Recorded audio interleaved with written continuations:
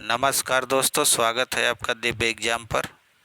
आज हम आपके लिए जो है कि इतिहास की जो पहली टॉपिक है प्री हिस्ट्री, जिसको प्रागैतिहासिक इतिहास यानी प्रागैतिहासिक काल कहते हैं, उसके बारे में बात करेंगे। इसको हम विस्तृत इस पर बात करेंगे आपसे। और तो शुरुआत करते हैं इसकी।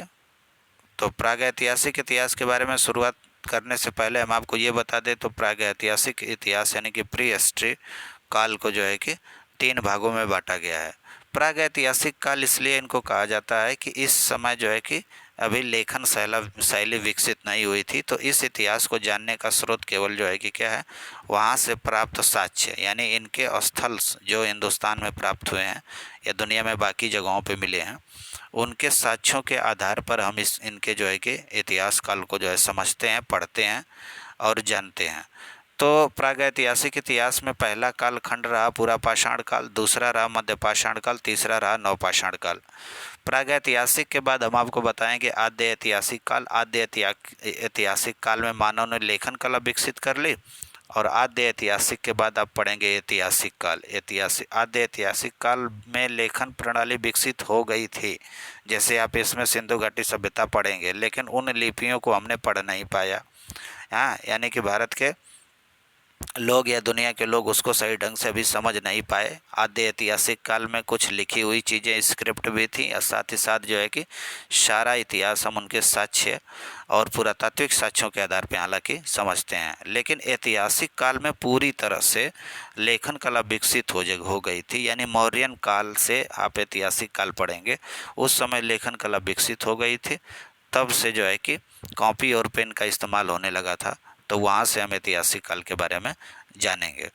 तो चलो शुरू करते हैं। पूरा पाषाण काल, मध्य पाषाण काल और नवपाषाण काल, जिसको पीलियोलिथिक, मेसोलिथिक और नियोलिथिक टाइम पीरियड भी कहा जाता है। तो इसकी शुरुआत में सबसे पहले हम करेंगे प्रागैतिहासिक काल में को देख लीजिए। यहाँ पे दिया हुआ है कि प्रागैतिहासिक काल भारतीय इतिहास काल को तीन काल खंडों में बांटा गया भारत के इतिहास को, जिसमें प्रथम है प्रागैतिहासिक काल, दूसरा आपका आद्य ऐतिहासिक काल और तीसरा आपका ऐतिहासिक काल। प्रागैतिहासिक काल को परिवर्तन विकास के आधार पर, अच्छा, प्रागैतिहासिक काल जो है बच्चों, इसको हम जो है कि 3 काल खंडों में बांटते हैं। अभी मैंने पहले आपको बताया, पहला पूरा पाषाण काल, दूसरा मध्य पाषाण काल। पूरा पाषाण काल के टाइम पीरियड देखो अलग अलग जगहों पे अलग अलग लिखी होती हैं, लेकिन एनसीईआरटी में जो है कि 20 लाख से 12,000 साल तक का जो टाइम पीरियड रहा, उसको पूरा पाषाण काल कहा। 12,000 साल पहले जो है कि जलवायु परिवर्तन भयानक स्तर पे हुआ। हाँ, और बहुत सारी चीज़ें परिवर्तन हुई, मानव के बहुत सारे जीवन में परिवर्तन आए, उनकी सभ्यताओं का विकास शुरू हुआ, संस्कृतियाँ धीरे धीरे डेवलप शुरू हुई उनकी। तो मध्य पाषाण काल के नाम से जाना जाता है। वो मेसोलिथिक एज है, जो 12,000 से 10,000 साल तक आज से पहले रहा। नवपाषाण काल को, नियोलिथिक एज को, हालांकि 10,000 साल के बाद का जो काल रहा उसको नवपाषाण काल कहा गया। तो हम शुरुआत कर लेते हैं पूरा पाषाण काल से। पूरा पाषाण काल में हम आपको बताएंगे बच्चों कि पूरा पाषाण काल मानव उस समय असभ्य, मानव क्या था, असभ्य था, बर्बर और जंगली था पूरा पाषाण काल में। अगर मानव के साक्ष्य की बात की जाए तो सर्वप्रथम मानव का जो साक्ष्य मिला है, मानव के रहने का साक्ष्य मिला है, उनकी क्रियाओं के जो साक्ष्य मिले हैं वो बेलन घाटी से प्राप्त हुए हैं। अब बेलन घाटी है कहाँ, नदी घाटी है। तो बेलन घाटी जो है, बेलन जो है ना बच्चों, टोन्स की सहायक नदी है, जो सोनभद्र से निकलकर वहीं से बहते हुए मिर्ज़ापुर होते हुए आगे बढ़ती है।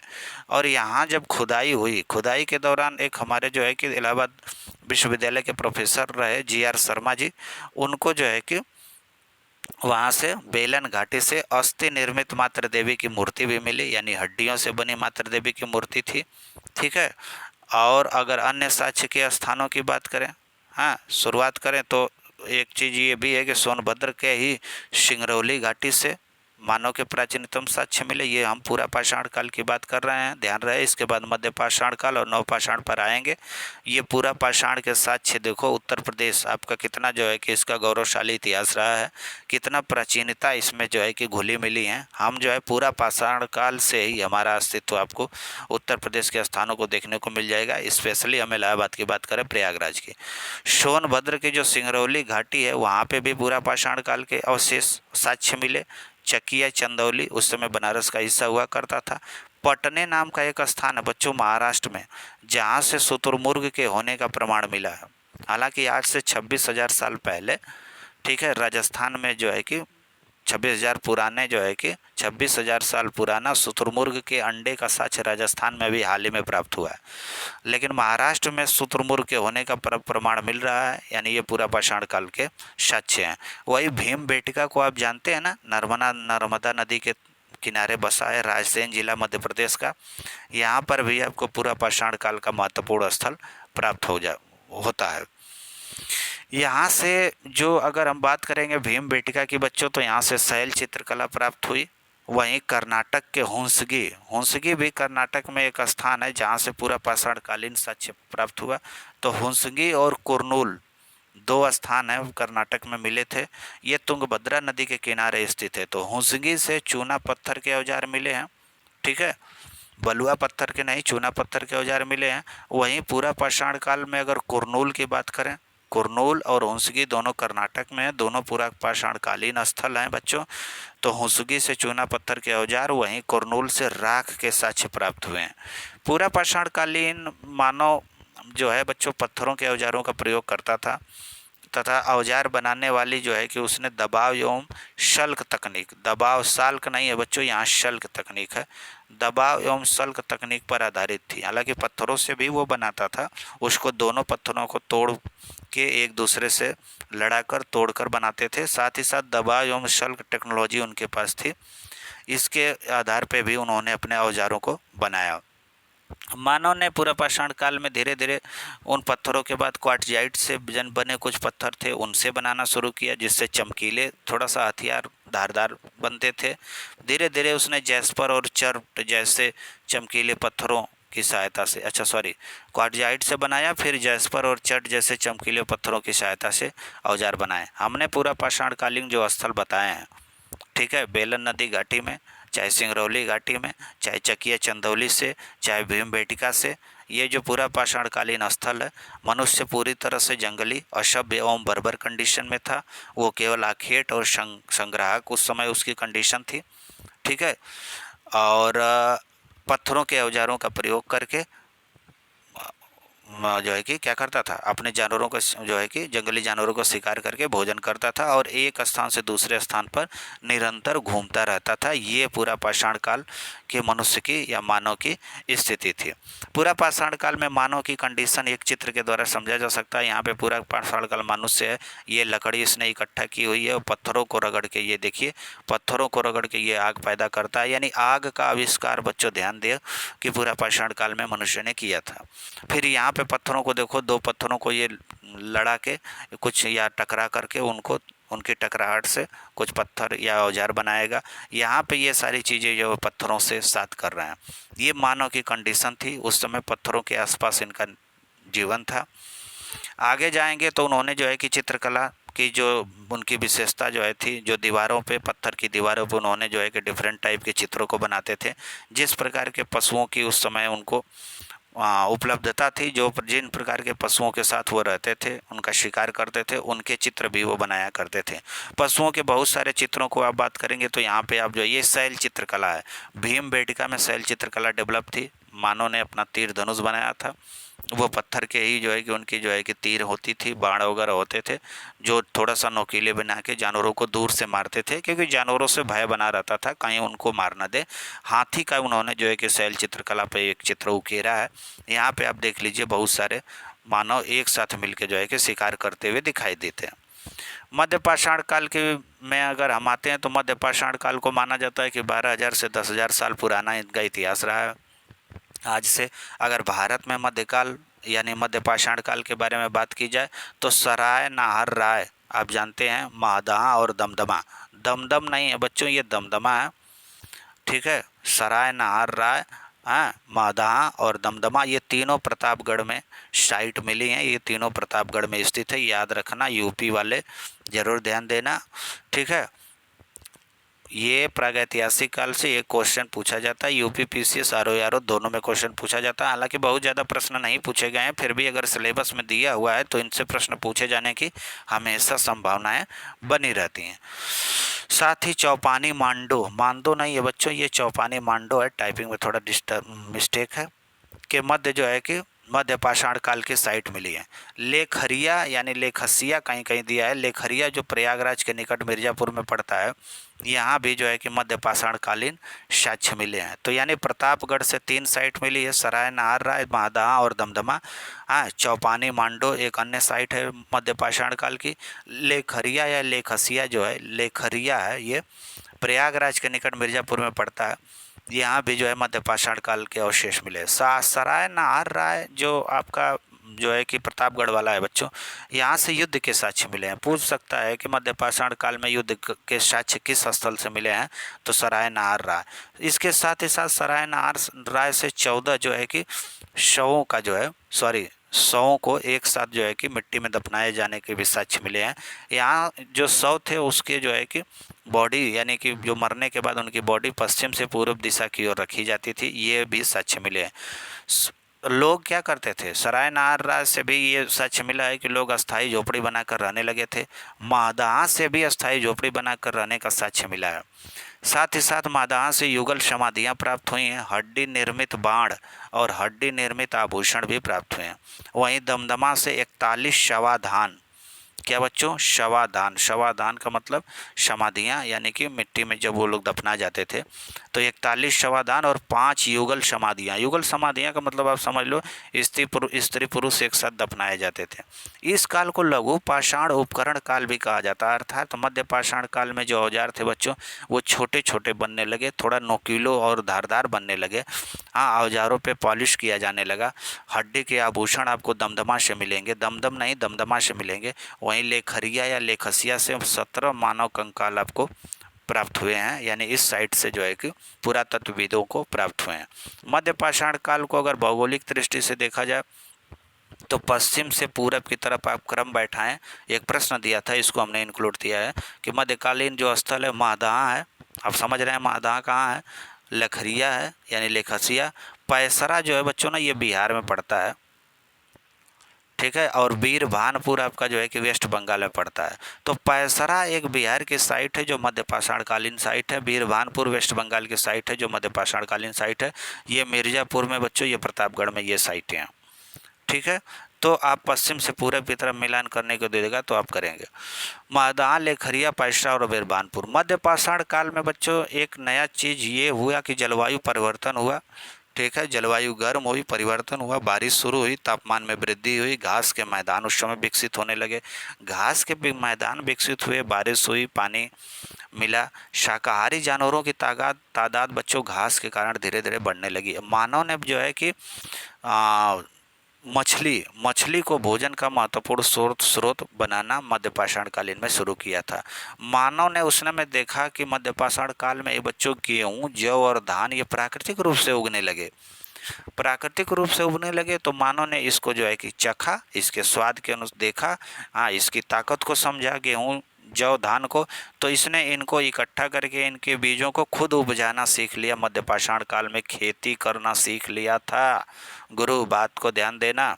औजार की बात करें तो मध्य पाषाण काल में औजार अब बहुत छोटे बनने लगे, इन्हें लघु पाषाण यानी माइक्रोलिथ भी कहा गया, क्योंकि औजार छोटे छोटे बनते थे, धारदार बनते थे। हड्डी या लकड़ी की मुठियाँ लगाई जाती थी, छोटे औजार बनते थे। हंसिया बनने लगी, हंसुआ, खुरपी, हाँ, और हंसिया बनाने की तकनीक मानव ने विकसित कर ली। छोटे मोटे लेवल पे एग्रीकल्चर करना इसने सीख लिया था, तो हंसिया चाहिए ही गेहूँ, धान काटने के लिए, आप समझ रहे हैं, उसमें मुठियाँ लगाते थे लोग।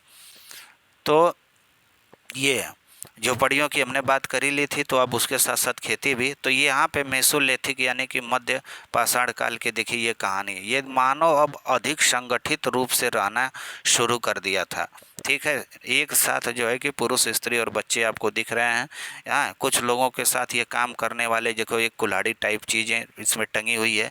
झोपड़ियाँ तो पहले ही आपको देखने को मिल गई थी, ठीक है। एक साथ रहना शुरू कर दिया और कुछ न कुछ बनाना, इन्होंने छोटे छोटे औजार बनाना जो है कि यहाँ 4-5 लोग मिलके कर रहे हैं, समझ रहे हैं। तो ये स्थिति मध्य पाषाण काल में आपको देखने को मिलेगा कि संगठित रूप से रहना जो है कि मनुष्य ने शुरू कर दिया था। साथ ही साथ उनके औजारों की बात करेंगे तो देखिए ये माइक्रोलिथ इसलिए कहा जाता है कि ये छोटे छोटे पत्थरों में अधिक धार देने का काम इन्होंने किया। पत्थरों को देखो बच्चों, ये पॉलिश करना शुरू कर दिया था। ये पत्थर के औजार जो है कि मध्य पाषाण काल से प्राप्त हुए हैं। मध्य पाषाण कालीन स्थल भी हमने बताया 3 तो प्रतापगढ़ से, हाँ, चौपानी मांडो चौथा, हाँ, लेखरिया जो मिर्जापुर वाला 5वां था, और मध्य पाषाण कालीन स्थल कौन से बताए थे आप उसको ध्यान दीजिएगा। मध्य पाषाण कालीन में हमने बताया कि कृषि की शुरुआत उसने की, ठीक है, प्राकृतिक रूप से अनाज उगने लगे तो शुरुआत उसने की। साथ ही साथ भोजन के तौर पे उसने मछलियों को, हाँ, खाना स्टार्ट किया। तो मछली मारने के लिए एक बोट उसने बनाई। बोट बनाने के साथ साथ उन लोगों ने जाल भी तैयार की। पानी का प्रयोग वो नदियों से करते थे, लंबे समय तक नदियों से करते आ रहे हैं। आज से हजारों साल, 1000 साल पहले तक जो है कि नदियों के पानी का इस्तेमाल होता था। 500 साल पहले भी होता था।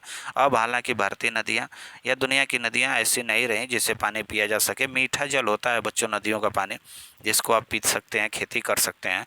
अच्छा, अगर कृषि की शुरुआत मानव ने मध्य पाषाण काल में धीरे धीरे कर दी तो ओखल और मूसल के भी साक्ष्य मिले थे। तो यहाँ पे देखो बच्चों, ओखल और मूसल का प्रयोग इन्होंने अनाज पीसने के लिए किया था, ठीक है। अब हम बात करेंगे नवपाषाण काल की। तो नवपाषाण काल में मानव का सर्वाधिक विकास देखा गया, समझ रहे हैं। हाँ, अगर नवपाषाण काल के स्थलों की बात की जाए तो उत्तर प्रदेश के प्रयागराज, बेलन घाटी, आइए फिर बेलन घाटी में कोल्डिहवा नवपाषाण कालीन स्थल है। महागढ़ा, पंचो, ये तीनों जो है कि प्रयागराज के बेलन नदी घाटी के क्षेत्र में है, यानी प्रयागराज स्थल में पाए जाते हैं। ये तीनों स्थान प्रयागराज में स्थित हैं या उसके आसपास मिले। कोल्डिहवा बच्चों, यहाँ से धान की खेती के साक्ष्य मिले हैं जो 7 से 6000 साल पहले की खेती होती थी, उसके एविडेंस मिले हैं। तथा जानवरों की हड्डियों के भी साक्ष्य मिले हैं। अगर बात करें लहुरा देव की, लहुरा देव को आप जानते हैं ना, ये नवपाषाण कालीन स्थल है जो संत कबीर नगर जिले में स्थित है। लहुरा देव, यहाँ से पूरे भारतीय उपमहाद्वीप में कृषि के प्राचीनतम साक्ष्य मिले हैं। यानी कि पूरे भारतीय उपमहाद्वीप में कृषि के प्राचीनतम साक्ष्य अगर आपसे प्रश्न पूछ दे तो लहुरा देव से मिला है, जो संत कबीर नगर जिले। यहाँ से चावल की खेती, समझ रहे हैं, यहाँ से धान की खेती 9 से 8000 साल पुरानी जो है कि खेती होती थी, जो चावल की खेती होती थी। अगर नवपाषाण काल स्थल के काल में अन्य स्थलों की बात करें तो मेहरगढ़ भी एक प्रमुख स्थल था, जो आप जानते हैं बलूचिस्तान प्रांत पाकिस्तान में पड़ता है। मेहरगढ़ जो है बेटा वो बलूचिस्तान प्रांत पाकिस्तान में पड़ता है। दरअसल ये किरथर पहाड़ियों के बीच स्थित है। यहीं से बोलन दर्रा भी स्थित है, यहीं पे बोलन दर्रा स्थित है। बोलन दर्रा से लोग ईरान जाते आते थे व्यापार, हालांकि व्यापार उस समय डेवलप नहीं था, लेकिन यहीं से ईरान जाने का रास्ता खुलता है बोलन दर्रे से। मेहरगढ़ की एक और क्वालिटी थी, नवपाषाण कालीन स्थल है, ध्यान दीजिएगा, आयताकार घर के साक्ष्य मिले। मृतकों के पास कुछ ही लोग सामान रख देते थे, क्योंकि इन लोगों का मानना था ना कि व्यक्ति मरने के बाद भी उसका जीवन बना रहता है किसी व्यक्ति का, तो उसको खाने पीने के लिए एक आप ऐसा शवाधान देखेंगे, कब्र देखेंगे, समाधि देखेंगे जहाँ पे मनुष्य के साथ साथ एक बकरी को भी दफनाया गया है। ऐसा माना जाता था कि मनुष्य मरने के बाद जो है कि क्या खाएगा पिएगा, यानी मरने के बाद भी उसका जीवन है, तो उसकी कब्र में बकरी को दफना दिया गया था। मानते थे कि व्यक्ति के मरने के बाद भी जीवन बना रहता था, इसीलिए मेहरगढ़ की एक कब्र से आदमी के साथ साथ बकरी के दफनाए जाने के भी साक्ष्य मिले हैं। नवपाषाण कालीन स्थलों में एक और स्थल के बारे में आप पढ़ लीजिए, बुर्ज होम कश्मीर में स्थित एक नवपाषाणिक स्थल है। यहाँ से गेहूँ, दाल जैसे कृषि के साक्ष्य मिले हैं। पशुपालन में कुत्ता, भेड़, भैंस, बकरी इत्यादि के भी साक्ष्य मिले हैं। बुर्ज होम के लोग ना झोपड़ियों को जो गड्ढे में बनाते थे, गड्ढे में झोपड़ी बनाते थे, जिसके कारण इनको गर्तवास कहा जाता था। जब झोपड़ी बना लेते थे तो घर के अंदर और बाहर दोनों तरफ ये आग जलाकर रखते थे, समझ रहे हैं, क्योंकि ठंडी पड़ती रही होगी। और अन्य नवपाषाण कालीन स्थलों की और कुछ और बात कर लें तो ये बात देख लीजिए, जो रास्ता चीन और म्यांमार के रास्ते जाता है, चीन और म्यांमार की तरफ, उसी के रास्ते में ब्रह्मपुत्र की घाटी पहाड़ी पर एक नया स्थल था, नवपाषाणिक स्थल। यहाँ से हमको जो है कि क्या मिला था, लकड़ी और बर्तन के साक्ष्य मिले थे। इसका नाम क्या था, इसका नाम आपको कमेंट करना है, हालांकि मैं लास्ट में बता दूंगा कि ब्रह्मपुत्र घाटी की पहाड़ियों पर, ठीक है, कौन सा स्थान मिला था जो नवपाषाण कालीन स्थल है। अगर दक्षिण भारत में नवपाषाण काल स्थल की बात करें बच्चों तो ये पय्यमपल्ली था जो तमिलनाडु में स्थित है। ठीक है, जहाँ से पय्यमपल्ली, दक्षिण भारत में भी नवपाषाण काल स्थल मिले हैं, तो उसमें तमिलनाडु में स्थित पय्यमपल्ली स्थान है जहाँ से काला चना ज्वार बाजरा के साक्ष्य मिले। हल्लूर नवपाषाण कालीन स्थल है, यहाँ से ज्वार बाजरा और जो है पशुपालन के भी साक्ष्य मिले हैं। एक गुफ कराल छूट गया था बच्चों, गुफ कराल बुर्ज होम तो ऑलरेडी कश्मीर में था, गुफ कराल भी कश्मीर का एक नवपाषाण कालीन स्थल है।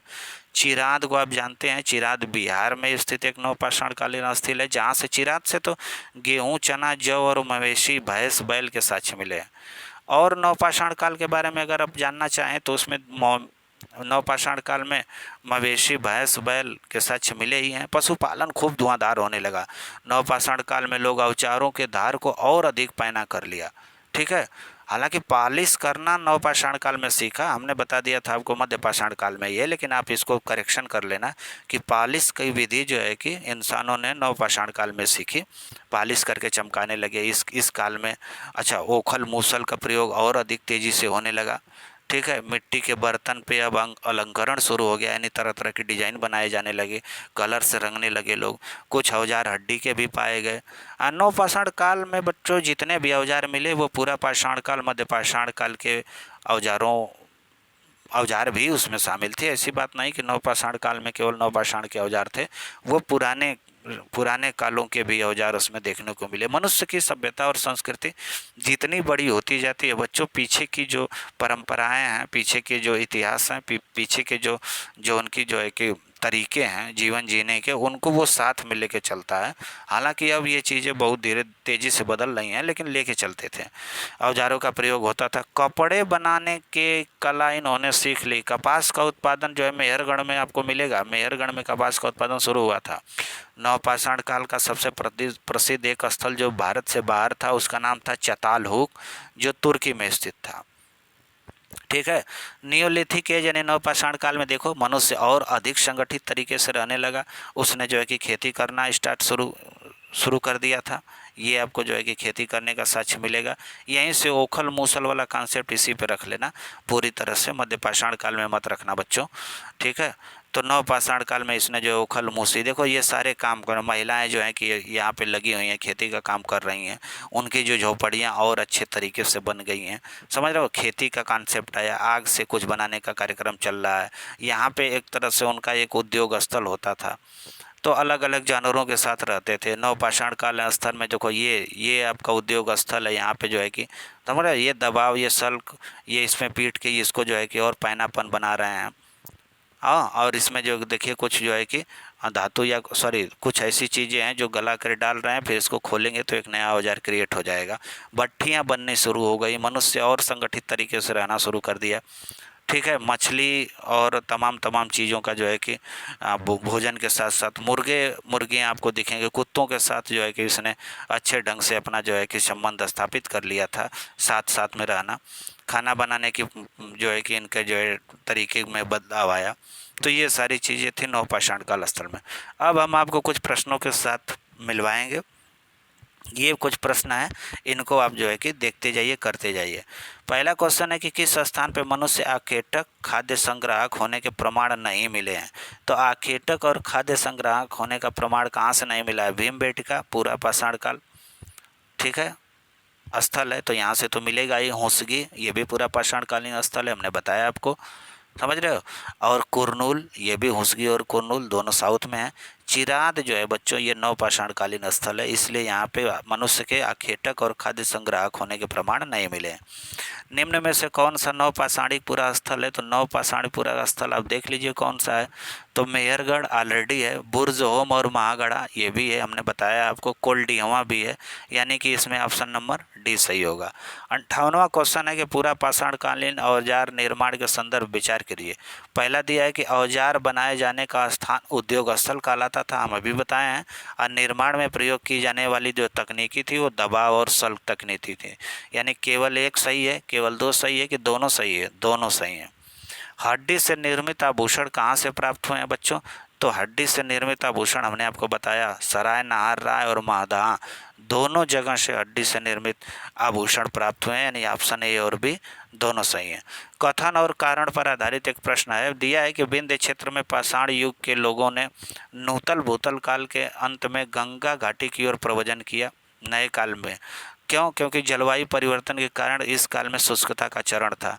तो कथन और कारण दोनों सही है बच्चों, और कथन जो है कि कारण जो है कथन की व्याख्या कर रहा है।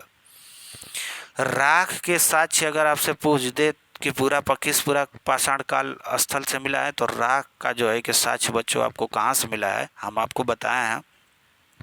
आप जो है कि इस क्वेश्चन का आप जो है क्या करेंगे, कमेंट में लिख के भेजेंगे कि राख का जो है कि साक्ष्य किस पूरा पाषाण काल स्थल से प्राप्त हुआ है। नेक्स्ट क्वेश्चन है कि मध्य पाषाण काल के में आए जलवायु परिवर्तन पर विचार कीजिए। चलो करते हैं। मध्य पाषाण काल में क्या परिवर्तन हुआ? ए में दिया है कि इस काल में तापमान में वृद्धि हुई, तापमान में ये वृद्धि हुई और घास के मैदान विकसित होने लगे, ये तो सही लग रहा है। और इस काल में मछली भोजन का महत्वपूर्ण स्रोत बन गई, यानी दोनों सही है, यानी ए और बी दोनों सही हैं। 63 क्वेश्चन है, मानव सभ्यता के आरंभिक काल को अगर सुविधानुसार 3 भागों में बांटा गया है तो उनमें से कौन सा इन तीनों में नहीं है? तो पूरा पाषाण काल है ही है, मध्य पाषाण काल भी है, नवपाषाण काल भी है, लेकिन महापाषाण काल कोई ऐसा काल नहीं है। निम्न में से कौन सा पूरा स्थल, यानी कि पूरा स्थल जो प्रागैतिहासिक शैल चित्रकला के लिए जाना जाता है, तो शैल चित्रकला के लिए कौन जाना जाता है? भीमबेटका। नेक्स्ट क्वेश्चन है बच्चों, आप देख लीजिए, इसमें दिया है कि निम्नलिखित सूचियों को मिलान कीजिए। तो पूरा पाषाण काल 20 लाख से 12,000 वर्ष पूर्व तक, ये सही है। मध्य पाषाण काल 12,000 से 10,000 साल पूर्व तक, ये भी सही है। नव पाषाण काल को उत्तर पाषाण काल भी कहा जाता है, ये 10,000 पूर्व से शुरू हुआ था। और ये महापाषाण काल जो है बच्चों, मेगालिथिक पीरियड इसको कहते हैं, जो 2500 वर्ष से 1900 वर्ष पूर्व तक, यानी ये चारों कथन जो है क्या है, चारों मैच यानी सूची चारों सही ढंग से क्या है, मिली हुई हैं, यानी चारों सही हैं। यानी महापाषाण काल जो है 2500 वर्ष पूर्व से 1900 वर्ष पूर्व की बात। महापाषाण काल दरअसल साउथ का एक जो है कि साउथ में देखा गया, ज़्यादातर दक्षिण भारत में देखा गया। मरने के बाद लोगों को जहाँ दफनाया जाता था वहाँ एक बड़ा पत्थर रख दिया जाता था और उस पीरियड को महापाषाण काल कहा गया। उस समय उत्तर भारत में बच्चों आपकी जो है कि इंडस वैली सिविलाइजेशन यानी सिंधु घाटी सभ्यता का जो है कि समय चल रहा था। 6वां है 66 क्वेश्चन है कि किस काल को लघु पाषाण काल, तो आप जानते हैं मध्य पाषाण काल को ही लघु या माइक्रोलिथ पीरियड कहा जाएगा। होंसगी के संदर्भ में विचार कीजिए। होंसगी मतलब बच्चों यहाँ से पूरा पाषाण युग के साक्ष्य मिले हैं, ये बात सही है। और दूसरा है कि यहाँ से प्राप्त अधिकांश औजार चूना पत्थर के ही बनाए जाते थे, तो ये दोनों कथन सही है। होंसगी के बारे में हमने आपसे क्वेश्चन पूछा था, यहाँ हमने बताया। चलो 68 क्वेश्चन है कि भारत में शुतुरमुर्ग के साक्ष्य कहाँ से मिले हैं, तो महाराष्ट्र से मिले हैं, हमने बताया था। महाराष्ट्र में पटने नामक पुरातात्विक स्थल से जो है कि पटने नामक स्थान से शुतुरमुर्ग के साक्ष्य मिले हैं। पुरातत्व वेदों को शुरुआती कृषकों और पशुपालकों के होने का सच कहाँ से मिला है, तो कहाँ से मिला है, तो आप बताइए। पय्यमपल्ली और हल्लूर से, कि महागढ़ा से, कि गुफ्रकाल और बुर्जहोम से, कि इनमें से सभी, तो इनमें से सभी। ठीक है, यहाँ सभी जगहों से कृषकों और पशुपालकों के होने का जो है कि साक्ष्य मिला है। पूरा स्थल एवं उनकी अवस्थिति के आधार पर मेल कीजिए। मेहरगढ़ कहाँ पड़ता है बच्चों? बलूचिस्तान जिला पाकिस्तान में, ये सही है। कोल्डियावा कहाँ? आपका इलाहाबाद उत्तर प्रदेश। चिराद कहाँ? बिहार में, सही है। और गुफक्राल कहाँ है? कश्मीर में, ये चारों सही है। नवपाषाण काल की कुछ विशेषताएं हैं, उसमें आपको जो है कि बताने हैं। दिया है कि मानव औजार के धार को अधिक पहना कर उन पर पॉलिश चढ़ाने लगा, ये भी सही है। इस काल में ओखली और मूसल का प्रयोग होने लगा। नवपाषाण काल में ही ओखली मूसल का प्रयोग होने लगा। जो हमने गलती से मध्य पाषाण काल में बता दिया था उसको आप जो है कैंसिल कर लेना, इस बात को ध्यान देना, मिस्टेक हो गई, इसके लिए जो है कि सॉरी। मिट्टी के बर्तनों पर अलंकरण जब कब प्रारंभ हुआ? ये नवपाषाण काल में ही प्रारंभ हुआ, यानी कि इनमें से सभी सही हैं। नेक्स्ट है किस पुरा स्थल में चौकोर और आयताकार घरों के साक्ष्य मिले हैं? तो मेहरगढ़ से हमने बताया। किस स्थान पर कपास की खेती के साक्ष्य मिले हैं? तो मेहरगढ़ से हमने बताया। खानाबदोश मनुष्य के संदर्भ में विचार कीजिए। आरंभ में लोग खानाबदोश थे, ये बात सत्य है। वे अकेले रहने के बजाय समूह में रहते थे, बिल्कुल सही। आमतौर पर एक समूह में कुछ पुरुष, स्त्रियां और बच्चे होते थे, यानी ये चारों सही हैं। 75 नंबर क्वेश्चन है कि कथन दिया है कि आदि मानव के जीवन में आग एक अजूबा घटना हुई, सही है। आग के इस्तेमाल से रहन सहन में काफ़ी सुधार हुआ, ये दोनों बातें सही हैं। तो कथन और कारण दोनों सही हैं। कथन जो है, कारण जो है कथन की क्या कर रहा है, व्याख्या कर रहा है।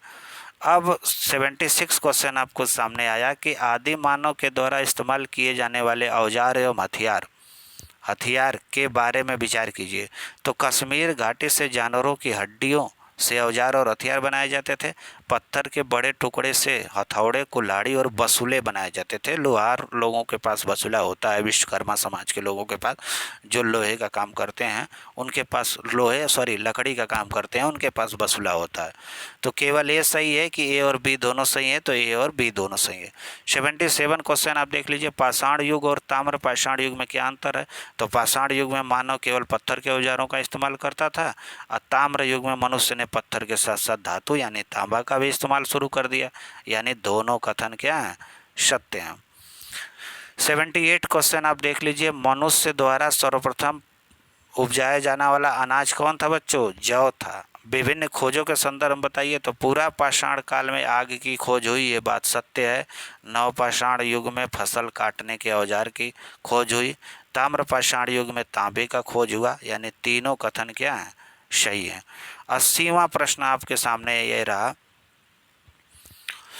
कि आरंभिक मानव के धार्मिक विश्वास पर विचार करें। आकाश का एक देवता था। मानव को, जैसे आरंभिक मानव ये मानता था ना कि आकाश एक देवता है जो सूर्य को प्रतिदिन आकाश में यात्रा करने की अनुमति देता है, ऐसा आरंभिक मानव मानते थे कि आकाश ही भगवान है जो सूर्य को जो है कि चलने की अनुमति देता है। मात्र देवी के रूप में उन्होंने धरती माता की छोटी छोटी मूर्तियां बनाई और पूजा होती थी। धरती माता को बलि देकर और स्तुति ज्ञान करके जो है कि संतुष्ट करने का जो है कि भी एक चलन जो है कि उस आरंभिक मानवों में था। यानी तीनों बातें सही है। यानी कि आप इसको ध्यान से पढ़ लीजिए। और एक बात ध्यान रहे, हमारे लेक्चर से अगर आपको जो है कि लगता है कि नहीं हाँ ये अच्छा मैटर है, तो आप इसके बारे में कमेंट जरूर करिए कि आप इसमें और कौन से सुधार हो सकते हैं। ये सारे प्रश्न जो हमने बनाए हैं बच्चों, इसमें प्रीवियस ईयर के भी क्वेश्चन शामिल हैं, नए प्रश्न भी शामिल हैं जो आपके ARO PCS एग्ज़ाम के लिए बहुत इंपॉर्टेंट होने वाला है। इस चैनल को सब्सक्राइब करिए। डेली आपको जो है कि सिलेबस के अनुसार वीडियो मिलती रहेंगी और आप आसानी से तैयारी कर पाएंगे। एक भी प्रश्न आपका जो है कि छूटेगा नहीं। बहुत बहुत धन्यवाद।